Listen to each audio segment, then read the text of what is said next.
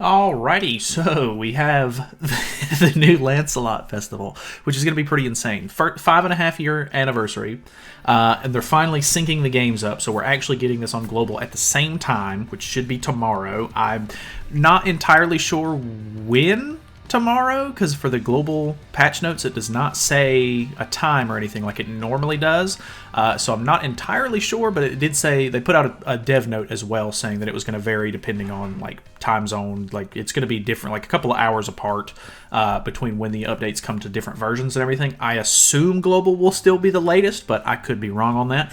But either way, we have the new Lancelot. Obviously they showed him off a little bit in the live stream this morning. He looks pretty good, his animations look pretty sick, and he has a brand new feature baked into the character as well, which is pretty cool, so we'll go over that as well. So pretty exciting times. We're getting the global patch notes and stuff same day, which is great because now translations and everything won't need to be like done too crazy.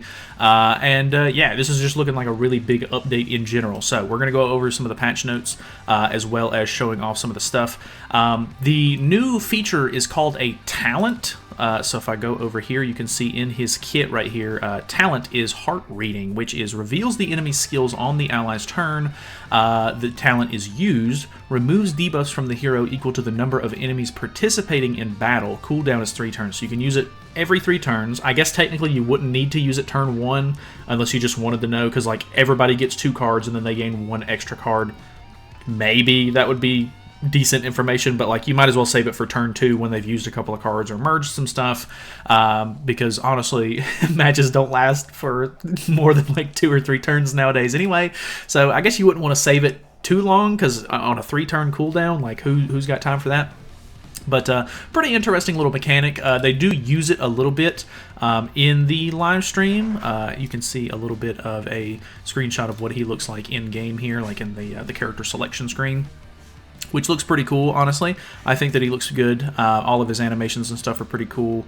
They do use, yeah, right here at the beginning of battle, they hover over the talent here, and then they use it. Obviously, they're in the little test match thing, so it's not actually going to reveal it, but they do use it again in the actual like PvP matches that they do. So you can see here, like, it almost looks like a little Matrix effect, but then it'll reveal the cards in the enemy's hand up in the top left, which you'll see in just a minute. But yeah, he looks pretty cool. He looks pretty strong. They did give him a whole new set of outfits and everything like that. So he's got like a streetwear one. He's got sort of this black and red armor, and then he's got sort of this, I'm not really sure what to call this last one. Okay, I skipped past it, but kind of Egyptian looking. I always really like Egyptian stuff, so this might actually be the one that I use, but kind of like looks like a pharaoh almost. I don't really know what to call it. You guys would probably know better than me, but his outfits and stuff look pretty cool. I'm not going to go over the hairstyles or anything like that because it'll make the video even longer than it already is, but there's the overview of what they look like. But yeah, so obviously he's got a massive massive passive, so it is applies insight on the hero at the start of the battle for 3 turns. The hero's max HP increases by 8% for each applicable ally participating in battle, which are humans, fairies, and 4 Knights of the Apocalypse tag, so that's cool. When an applicable ally uses a single target attack and deals damage, the Mark of Insight is applied for 3 turns to a maximum of 1 enemy. In addition, each time an applicable ally deals damage to an enemy affected by the Mark of Insight during the ally's turn, the hero gains 1 piercing arrow. At the start of the ally's turn, the hero's attack-related stats increase by 5% for each attack type skill the enemy has. So I guess technically you'd want to save some of his cards for turn 2, maybe? Not entirely sure on that. But so it applies, or Insight is the first thing that gets applied, which is applicable allies damage taken is minus 30%, which that's huge right now because obviously Milim is crazy and she's going rampant. Human allies defense-related stats is plus 15% for each one participating in battle. Oh, okay, so I think that's 45% defense-related stats. That's pretty insane. That's going to make crits harder to hit. Which is kind of a big deal because like with modern DPS characters, if they don't crit, normally their damage falls pretty flat. So fairy allies are basic stats plus 5% for each one participating in battle, so that's pretty interesting.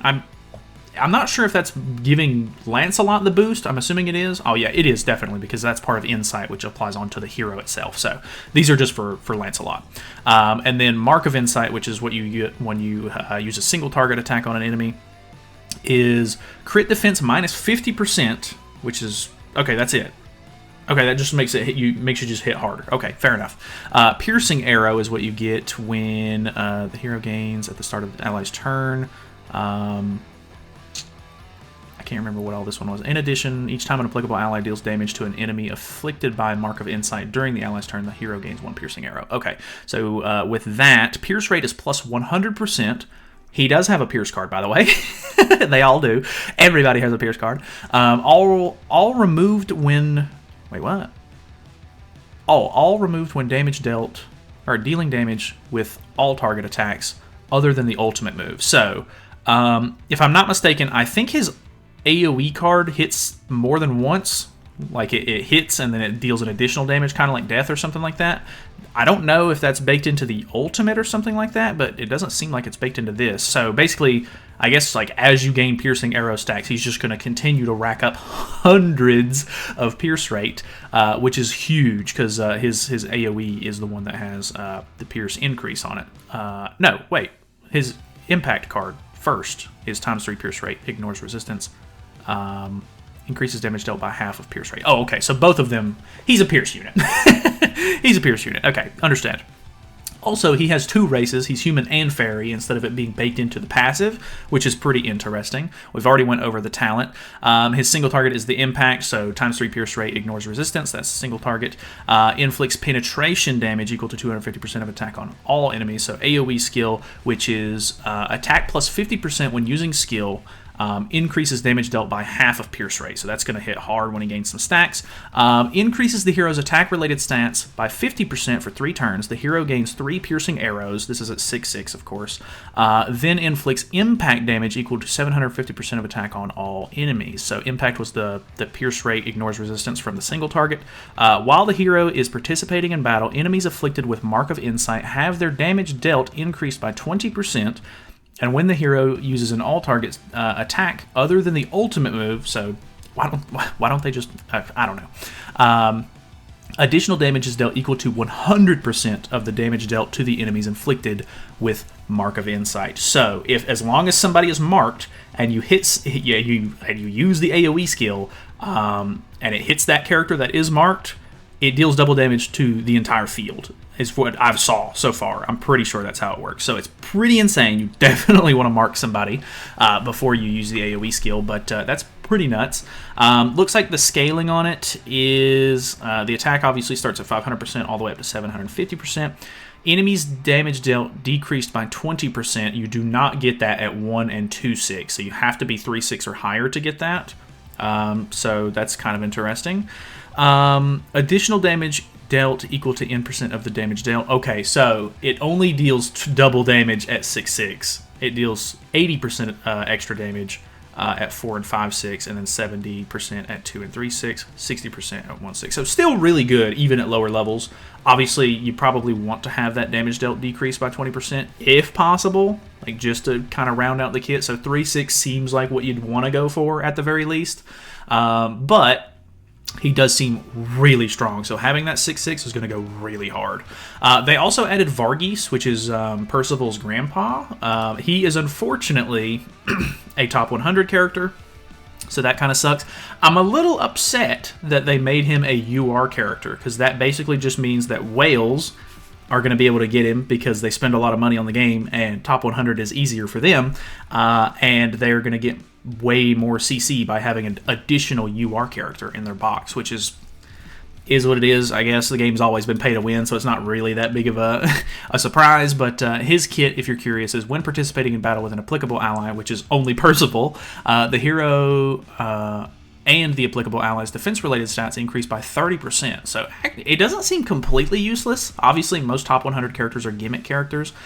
Spike single target, decrease skill rank single target, and... Wait, is that a single target? Yeah, one single target. And then cancels buffs and stances on one enemy, inflicts damage equal to 735% of attack, then stuns for 2 turns. So pretty old kit. Stuns for 2 turns at max level, though. So kind of weird. The banner itself looking pretty interesting. Obviously, jam-packed full of tons of stuff. So it is nice, though, because when you get to the 900 mark, you don't necessarily have to choose Lancelot if you don't want to. You can actually choose the new Ultimate Escanor, Sabnak, or Arthur, which is nice because I know a lot of people skipped Arthur, so if you end up pulling Lancelot early, you want to pad out your human team, you can. Lancelot can be used with fairies and humans, and 4 knights characters, of course, so you got options there. So that's pretty cool. But the banner's obviously got some pretty good characters on here as well. So it should be hopefully a good time. Obviously, like I said, it's jam-packed. So the odds of you getting the good characters, a little slimmer. Not always a big fan of like huge banners, but it is what it is. Let's watch a little bit of the PvP really quickly. The first team that they end up using is actually a Lancelot Fairy team with Glocks and LR King, which I thought was kind of cool. I do really like LR King. Obviously, if you watched the last video where I tried to out LR Deanne, I really wanted to use King. Did not work out so well, but it is what it is. So this actually makes it look like he's going to be at least decent, even if he's going to end up being kind of a support type character because they use him to cleanse. The damage dealt decrease is obviously coming into effect here with Lancelot because she didn't immediately wipe the field. Obviously, she's not using level 2s with the Gother team like some of the Milim teams do. Plus, now people are running LR Deanne, which increases her damage, so that's going to be fun. We'll see how that kind of works out for us. But they use the King cards and stuff, which is nice because they can heal back up to full.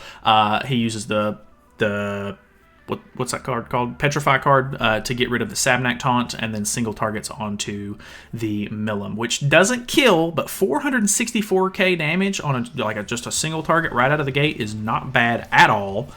So I'm not too upset with that. Letting Milim live for more than one turn, obviously, kind of a gamble, but obviously he had to. Well, I guess, yeah, he probably could have ended up killing here. If he would have just petrified instead of healed first, like petrify the Sabnak so that way he can get to Milim and then just single target the Milim and then AoE. Does survive the single target from Milim, which is pretty insane. That card does hit really hard. But she actually got affected by Glox's commandment, so lowered the attack-related stats, which is kind of interesting, which I think that she can't be stat-lowered. Somebody said that in one of my comments earlier this week, and I actually did not know that. So either way, he's going to use the AoE card here from Lancelot, which is big because this is the one that hits double damage. So because there's a marked target on the field, it's going to hit twice. So 483, not crazy big damage, but it does hit. Okay, does it only hit her twice? I don't understand. I thought it hit the whole field twice, but maybe I'm wrong on that. They single target into the Sabnak, so now she's marked. I'm pretty sure this is all but over with now. Let me skip over to the human team that they use, because they end up using a human team against the fairy team. Human team gets to go first. Obviously, it has better CC, and they're using Percival and everything. So the human team with Percival and Lancelot is probably going to be incredibly hard to kill because of the HP you get back from Percival's passive and everything, plus the damage reduction and everything from Lancelot's going to be pretty insane. All those defense-related stats are pretty nuts. So double attack with Escanor here. Obviously, Lancelot not taking a ton of damage. He is very tanky. Into, what is the card that they use here? Okay, they use the AoE. I'm pretty sure this does, like, almost nothing. Yeah, so nothing crazy there. Does hit Lancelot twice. Decent damage. He's, like, a little bit around half-ish HP. We're going to skip ahead a little bit so that way I can see the human team again. So they petrified the Escanor. He's going to use the Percival card right here. Well, after this single target, I assume. Yeah, so this is going to cleanse the Escanor, I think, because it activates his passive, right? Okay, I don't know this game anymore. AoE again. That one hit pretty hard. Gonna kill Lancelot here. Boom, dead. So nice. Okay. So yeah, he's looking pretty interesting. Obviously, against Milim, it's gonna be a little weird. We'll see how it kind of goes, but overall, I definitely think that he's a pretty good character, pretty insane overall. Let's go over a little bit of the patch notes. We're already 14 minutes in. God, these patch note videos for festivals never end up being as short as I want them to be. Cool little Sin into Lancelot animation there, which I like. Obviously, the festival drop. Chapter 2 is coming out. Obviously, he's getting outfits. Now there's an icon for the new talent system, and you can use it in-game.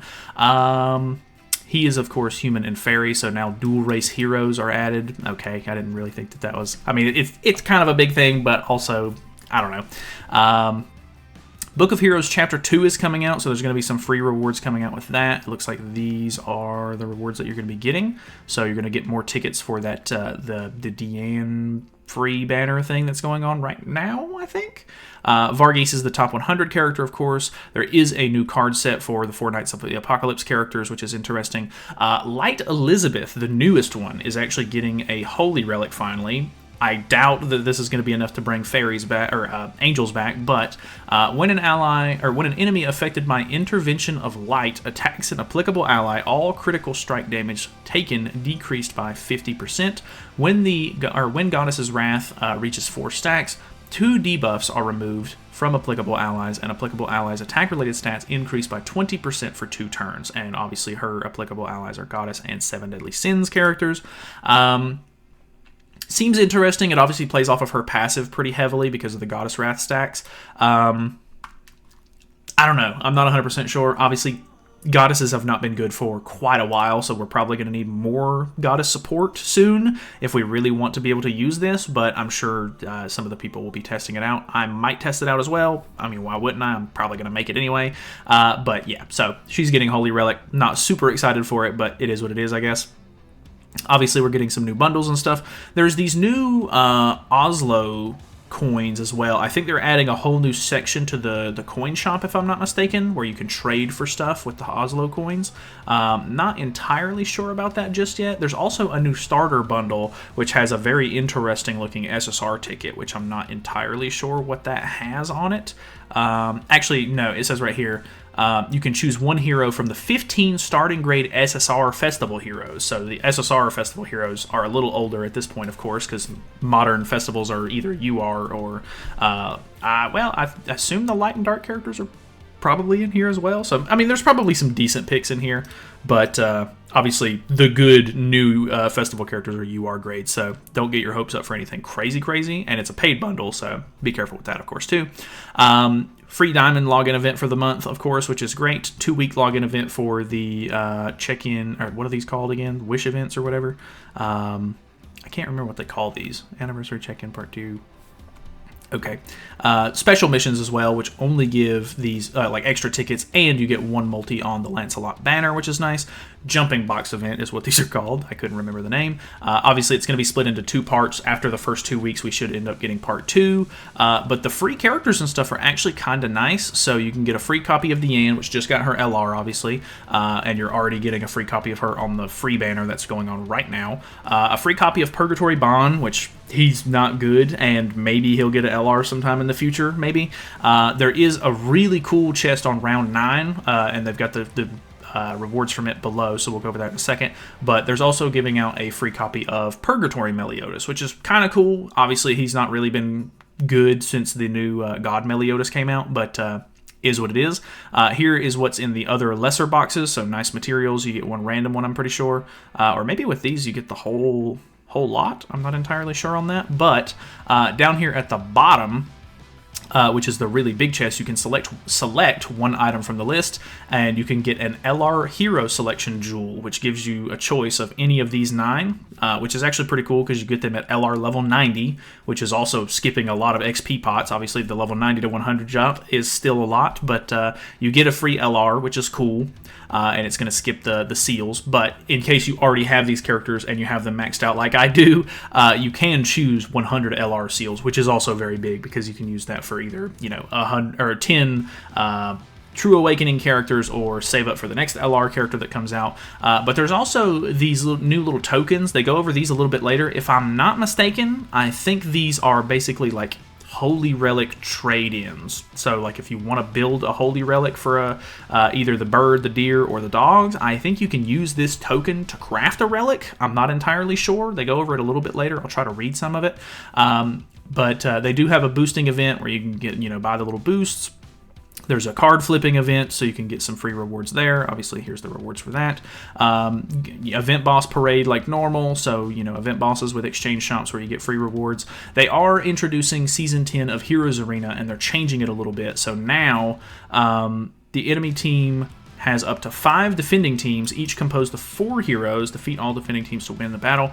I think the changes are right here. So check the enemy defending teams in the league, which consist of 5 different difficulty levels, and select 3 opponents to challenge. So now, if you think if you have one team that's really, really built, like say you've got the human team and you just summoned for Lancelot and he's boosted and you think you can take on a high level difficulty because he's got the boosted stats and stuff like that, you can go for like a higher level difficulty on one tower and then lower the difficulty for the other towers if your other teams aren't quite up to par.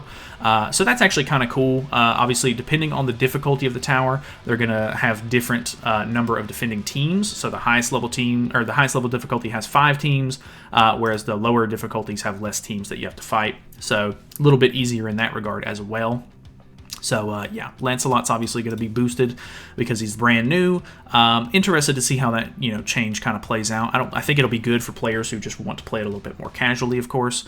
Fort Solgris boosting event is going to be going on. Fight Festival event is going on. So you get different rewards depending on how many wins you get for the week. Victory Brawl Box gets improved during this duration. Diamond Payback event, which is the only place you can get the SSR costume for Lancelot until the festival's over. Then you can buy it. And then Lucky Bag event is coming back. King Exchange event is coming back, which I don't think they've changed this one. Is it not called King Exchange anymore? They just call it Material Exchange event because Percival's the face of it now. Anniversary power-up event, so all these things are getting boosted. New Hawk Pass with a Sabnak costume, which is kind of weird because they've already given her a seasonal outfit, so kind of would have wanted it to be a character who didn't have max outfits already. But then again, seasonal costumes are paid only nowadays, so if you didn't get the paid only one, this might be an option for you. Other than that, normal Hawk Pass events there. Battle event here. System updates. So, Transcendent Demonic Beast Battle 4th floor feature improved. So, after clearing the Transcendent Demonic Beast 4th floor and unlocking additional stages, the Extra mode will become available, allowing you to earn extra rewards. You can check your rewards for each round on the results screen after clearing, and then you can see here, I think it's kind of like the newer system they have set up with, like, the Demon King, where you can basically get multiple rewards, maybe? I'm not entirely sure. But you now have a colossal win source, which is required to unlock the Transcendent Hrazvelgor's extra mode. It can be purchased from the new Oslo's pouch, which is the new shop section that I was talking about earlier. The Transcendent Demonic Beast 4th floor and loyalty items for each demonic beast will be added gradually. And then we have these new items here, the tokens. So we have Easy Holy Relic Craft item. The new item token, which can be used to craft each demonic beast battle Holy Relic, will be added, and you can see ones for the bird, the deer, the dogs. And then they go to Slater's Relic right here, and it uses bird materials, and then they can just use one token, it looks like, to craft the entire relic, I think, which is kind of interesting. I don't know if they're planning on giving these out for like events and stuff like that, but that could be kind of cool for like newer players to just get free relics and stuff. The fact that you can skip using some of these materials is kind of nice because obviously you have to farm for these and stuff. So that could be kind of nice, and you can also exchange for them in the new Oslo's pouch thing, so you can get the colossal win source as well as the tokens for the first 3 bosses here. Shop changes, they're increasing the max player level from 120 to 130. Stamina is getting increased by 100 just flat out, so depending on what level you are, you just get 100 extra stamina. So I think the max stamina now is like 200 something, which is kind of nice. So that just over the course of the day, if you haven't been playing or whatever and you're letting your stamina rack back up, you'll just have more stamina to play with, which is kind of nice. I like that. Coin shop item purchase limit, so you can buy more auto clear tickets per day now, which is fine, I guess. A couple of bug fixes, and then they did add the new Sigurd to the race draw tickets as well. So I'm going to call it here. 25 minutes. I did not want it to go this long, but it is what it is. very interesting stuff. Like I said, I don't know exactly when the update is coming out just yet for global, but it should be out hopefully in the morning. I don't know. But even then, whenever it does come out, tomorrow's Friday, so hopefully by the time I get home, well, I typically go out to eat with the family on Friday nights, but sometime, hopefully tomorrow night, I will be messing around with the stuff, doing summons, and hopefully putting out a video for you guys. So let me know if you're excited about the new update. I think the update overall looks really, really good. Lancelot looks really fun and interesting at the very least, and yeah, I think they did a good job with his design and stuff, so I'm looking forward to messing with him. So either way, thank you guys so much for watching. Hopefully you guys enjoyed it. I'll see you guys tomorrow, hopefully.